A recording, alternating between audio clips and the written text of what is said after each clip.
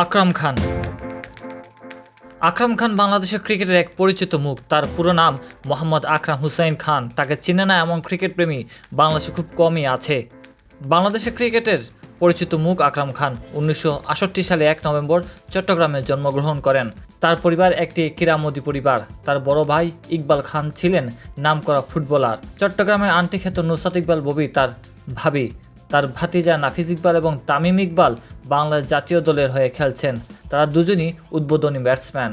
তামিম ইকবাল বর্তমান বিশ্ব ক্রিকেটে অতি মারমুখী ব্যাটসম্যানদের মধ্যে একজন।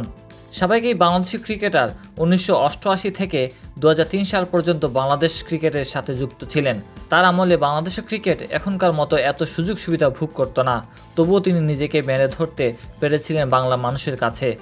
আকরাম খান তার আন্তর্জাতিক ক্যারিয়ারে 8টি টেস্ট এবং 44টি একদিনের আন্তর্জাতিক খেলায় বাংলাদেশের প্রতিনিধিত্ব করেছেন।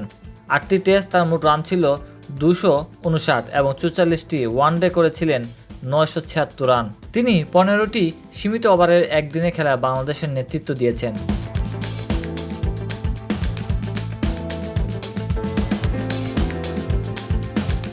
মারকুটে ব্যাটসম্যান আকরাম খান প্রথম শ্রেণীর ক্রিকেটে চট্টগ্রাম বিভাগ দলের হয়ে খেলেছেন। ভারতের বিপক্ষে বাংলাদেশ ক্রিকেট দলের উদ্বোধনী টেস্ট ম্যাচে আকরাম খান দলে ছিলেন। তিনি 1988 সাল থেকে একদিনের আন্তর্জাতিক ক্রিকেট খেলেছেন। গাজী আশরাফুল লিপুর যোগ্য দিক নির্দেশনায় তিনি আন্তর্জাতিক খেলোয়াড় হিসেবে গড়ে ওঠেন। 1994 থেকে 98 সাল পর্যন্ত তিনি বাংলাদেশ ক্রিকেট দলের অধিনায়ক ছিলেন। তিনি বর্তমানে বাংলাদেশ ক্রিকেট বোর্ডের একজন নির্বাচক হিসেবে দায়িত্ব পালন করছেন। আকরাম খানের টেস্ট অভিষেক হয় 10 নভেম্বর 2000 সালে ভারতের বিপক্ষে এবং ওয়ানডে অভিষেক হয় 29 অক্টোবর 1988 সালে পাকিস্তানের বিপক্ষে।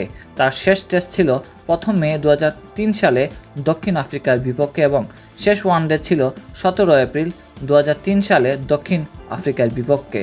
1988 সালের অক্টোবর মাসে আকরাম খানের একদিনের আন্তর্জাতিক ম্যাচ অভিষেক ঘটে তার শহরের চট্টগ্রামেই।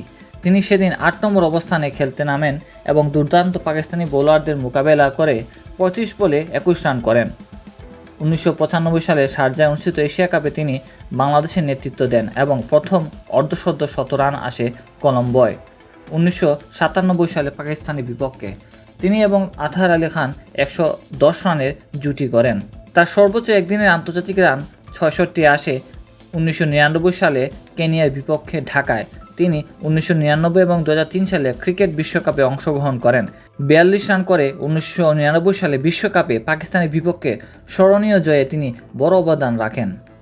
1994-95 মৌসুমে অত্যন্ত প্রতিকূল সময়ে আকরাম খান বাংলাদেশ জাতীয় দলের অধিনায়কত্ব গ্রহণ করেন, যখন দল সবেমাত্র আইসিসি ট্রফি 1994 থেকে হতাশাজনক ফলাফল করে ফিরছে এবং দলের খেলোয়াড়দের মধ্যে ঐক্যের অভাবে অসন্তোষ রয়েছিল। যদিও অধিনায়ক হিসেবে তার তেমন কোনো অভিজ্ঞতা ছিল না, তবু এই ঝুঁকি নেওয়া হয়েছিল। 1994 সালে ঢাকায় অনুষ্ঠিত 4 দেশীয় ক্রিকেট প্রতিযোগিতায় তার দল ফাইনালে খেলে এবং তিনি সেই ম্যাচে সাহসিকতাপূর্ণ ব্যাটিং করে 66 রান করে, যদিও 52 রানে বাংলাদেশ দল ভারতে এ দলের কাছে পরাজিত হয়। তার অধিনায়কত্বে বাংলাদেশ ক্রিকেটের সবচেয়ে গুরুত্বপূর্ণ জয় আসে 1997 সালে মালয়েশিয়ার কুয়ালালামপুরে অনুষ্ঠিত আইসিসি ট্রফি চ্যাম্পিয়ন হওয়া, যার মাধ্যমে বাংলাদেশ দল বিশ্বকাপ ক্রিকেট খেলার যোগ্যতা অর্জন করে। 1998 সালে আকরাম খানের হাত ধরেই কেনিয়ার বিপক্ষে বাংলাদেশ তার প্রথম একদিনের আন্তর্জাতিক ক্রিকেটের জয় পায়।